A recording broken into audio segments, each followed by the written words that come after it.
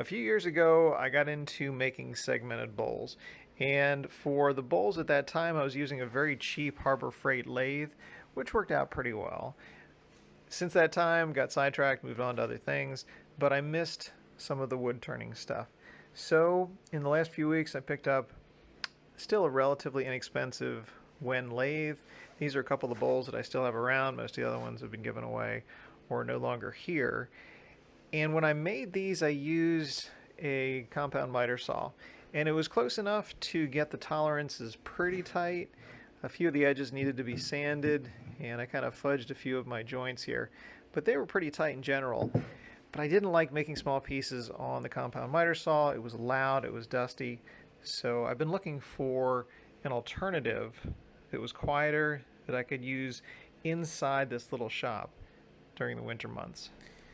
Table saws, especially the contractor grade ones, especially the used ones that you can find on Facebook Marketplace, can be purchased pretty cheaply. I paid 150 bucks for this one a few months ago on Facebook Marketplace. Works great. I've used it for many of the projects and things in here, and I could certainly use it for segmented bowls. I had plans for one of those wedgie sleds, and I was getting ready to make it. I may get around to that.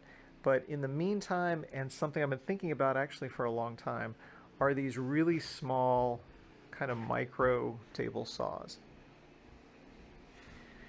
In my mind, it seems like there are several tiers for these really, really tiny table saws. There's the $50 or $100 ones you see on eBay and Amazon, which might be fine for balsa wood or for really, really lightweight models. Then there's kind of a little bit of a mid-range where I've seen some on eBay and Amazon which are a little bit more expensive, some are around the $150 to $200 range, and they've got a little lathe chuck attachment on the side that can do a little bit more, but they're still about 6 or 7 inches square or rectangular. They're really tiny. And then the top tier would be those Byrnes BYRNES table saws, which are $400, $500, $600, $700 when you add all of the accessories and the goodies on. I wasn't quite ready to do that. MicroLux, MicroMark, they've been around since the 20s, and their table saw is similar, I believe, to that Proxon model that I think comes from Germany. I'm not sure, but they're sort of in that better than the lower end stuff, not quite as accurate as those Byrnes ones. And because these things are pricey, I kind of put it off for a long time, but I figured let's go ahead and do this. Wintertime's coming, and I want to get back to some bowls. So let's open up this box, see what this looks like, and go from there. All right, so let's open this up and see what this looks like.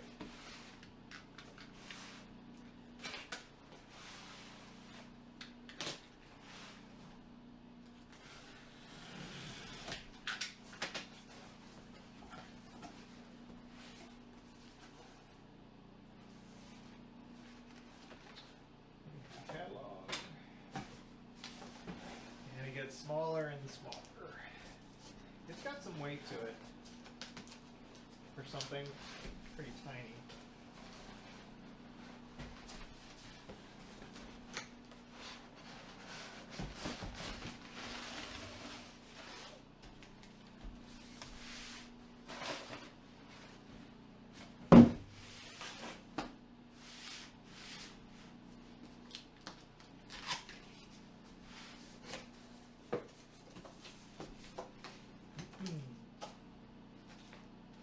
Our little manual. That's interesting. Kind of cool. Those might actually be wood. That's interesting. Or a resin of some kind. It's almost, it looks like wood grain in there. And this kit came with a whole lot of accessories. So we've got an aluminum fence, we've got some little feather boards. It came with a miter gauge as well, and a few other odds and ends. So our little fence.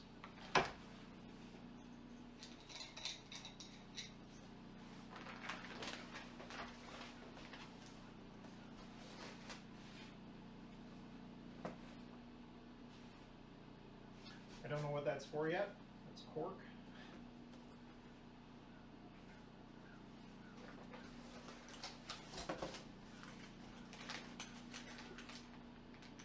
And here's the tapering jig, the aluminum tapering jig.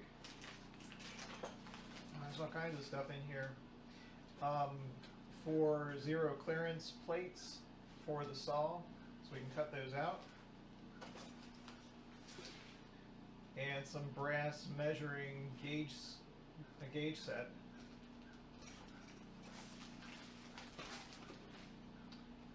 Another little gauge.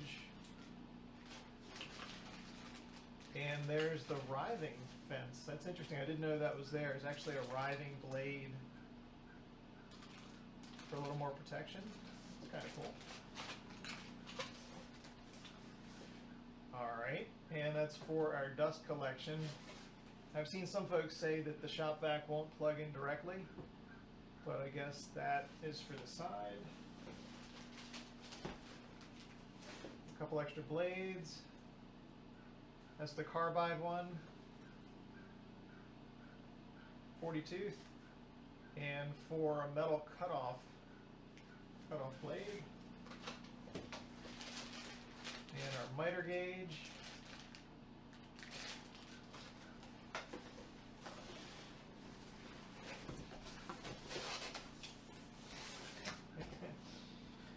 that is adorable.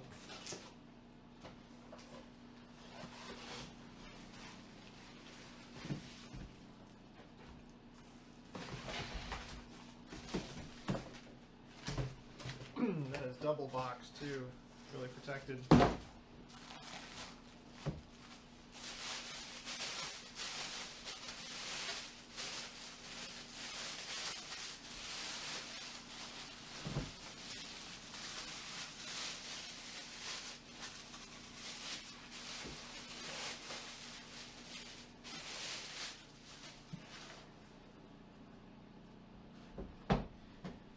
And there's our little saw. I think it's supposed to weigh about 12 pounds, so it's got a little weight to it. It doesn't appear like the real cheapy ones that you see online. It is plastic. So this is plastic. This is aluminum with our tracks.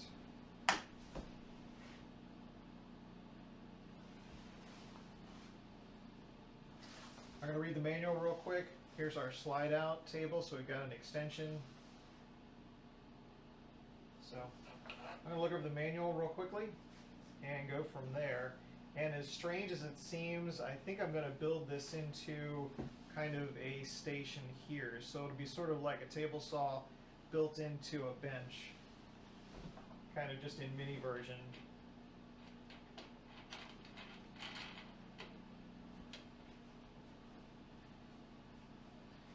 How we raise it up, but I want to read the manual real quick. Take a look at that. Moving in a little closer here, this is packaged really, really well. We've got cardboard, thick corrugated cardboard all around the engine, the little motor, and it looks like there's even more, well, there are more pieces underneath the lift assembly in the back. And per the first page of the manual, they say carefully remove all those and check for any damage in shipping. And they're really in there, so I'm going to put the camera down and carefully get those pieces out. Looking inside, after we pulled all those cardboard pieces out, everything looks pretty clean. Those cardboard sections were really in there to protect everything from shipping. Everything feels really tight. And there's our dust collection hose connector port, I guess, right there. So it's pretty much fully enclosed, and with positive suction pulling out here, I think that should be pretty good as far as controlling a fair amount of dust. The blade that's on there looks like just a regular steel blade, and we'll be swapping those out for the carbide one. if I remember correctly, it should be able to cut up to about 1" with that carbide blade. And for the segmented bowls and the small stuff that I use, 3/4 of an inch is actually plenty for the small little pieces. Here's the back side of the door. Looks like we've got a little pocket there for some blade storage and another slot over there, I guess for maybe those brass gauges or something. So let's get this back on here. Got our cord storage.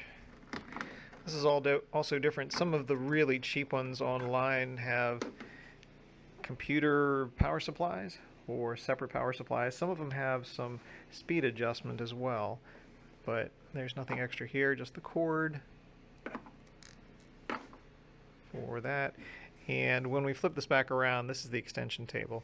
So we've got a table that comes out, this is a little leg that swings down, and we can cut some larger pieces that way. But again, off the end of the micro jig table that I built here, there's going to be another little section, and the plan is to mount this on the table here. So we've got sort of a miniature version of a centralized table saw. Looking a little more closely at the bottom, we've got threaded screw channels here, so we could bolt this down to a firm table. I don't see any rubber legs or anything in here. There may be some, I doubt it, but with these here, that's pretty cool. So we can really affix this to the bench top station. As far as the fence goes, this just slides on here. We do have the extension fence that we'll get out momentarily that will attach to this and sit on top. As far as the movement of the fence, we've got knobs on both sides, and this is like this, but as soon as you move it to your spot, you can see if you leave that side loose, tighten up this side, it'll line itself up, and then you can pinch it down. So as we gently do this, it kind of trues itself,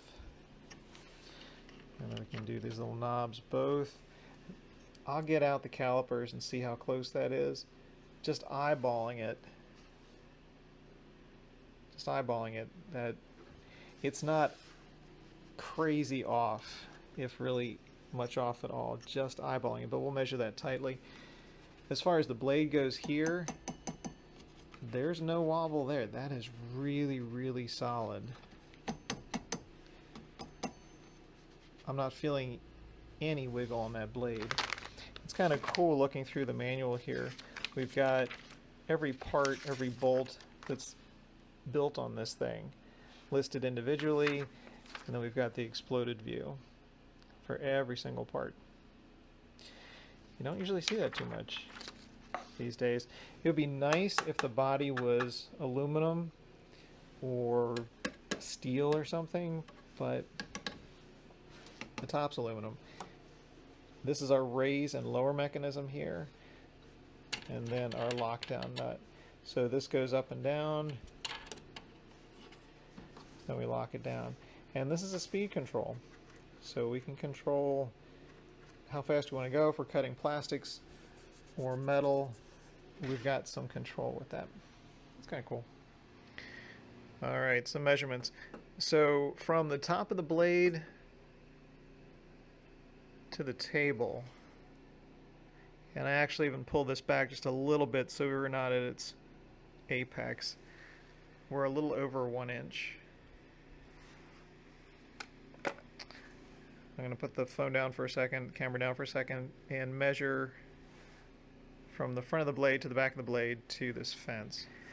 So just seeing if the fence is pretty true to the blade, I measured at this side and then this side of the blade, just to the far side of the fence over here, and it's really, it didn't change.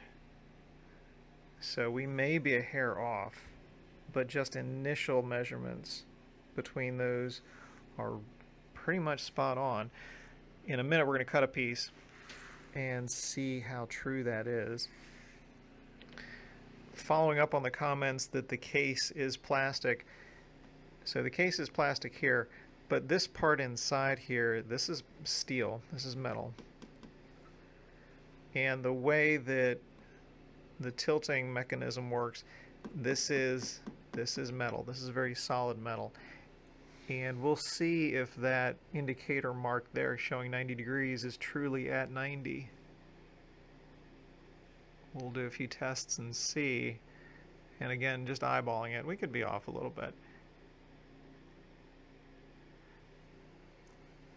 But we're looking pretty good, just initial impressions. I don't have any super tiny 90-degree angles, but just using this guy here, I'm not seeing any light getting around that backside.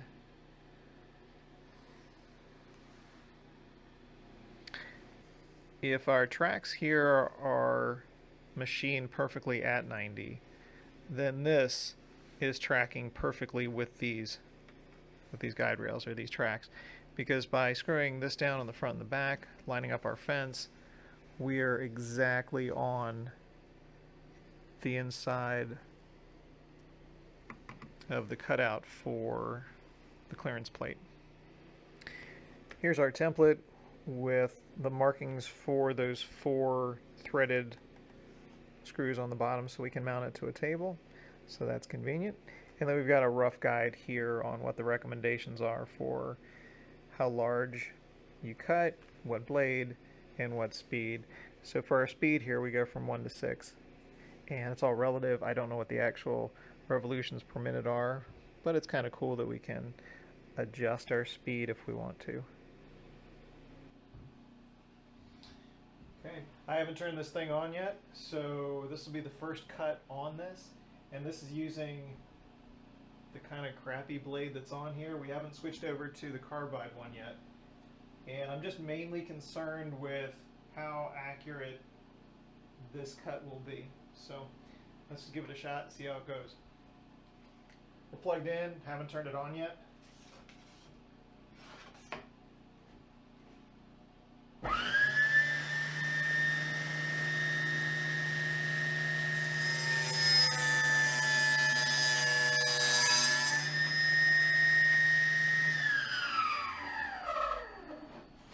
It's really quiet.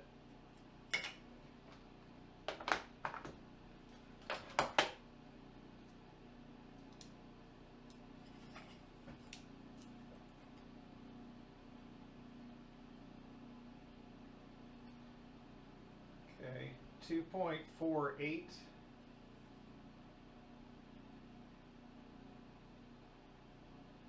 2.49. So, and actually that's, I don't know if the camera can see this at this point. So, yikes, 2.49.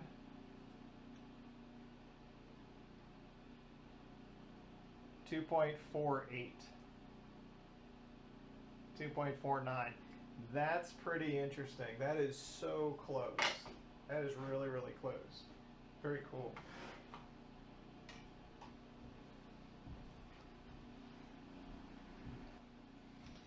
All right, let's cut something a little bit thicker. This is 3/4 inch pine, still soft stuff, but yeah, we're 3/4 inch pine right here, and this is with, again, the base blade. Let's get this guy up here.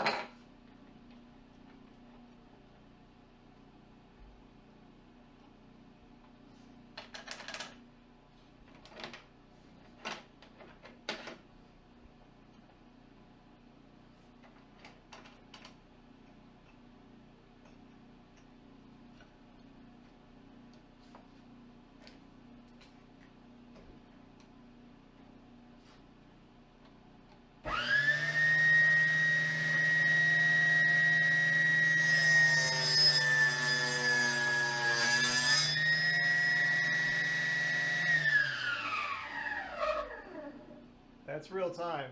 I didn't speed anything up there. We could have gone even faster than that. And as far as our dimensions here, 1.327 1.33.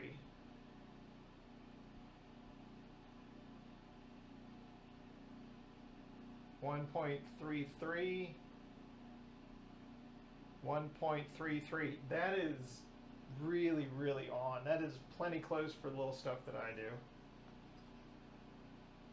Nice. All right. Very cool.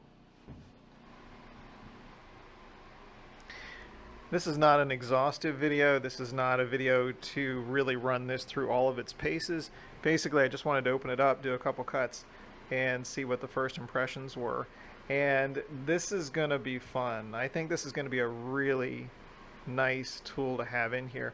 So often there are small little pieces that I need cut, and I'll either take it over to the scroll saw, or I'll mount something in the vise, or I'll set up the big table saw outside, or we'll use the compound miter saw with all of its noise and its dust.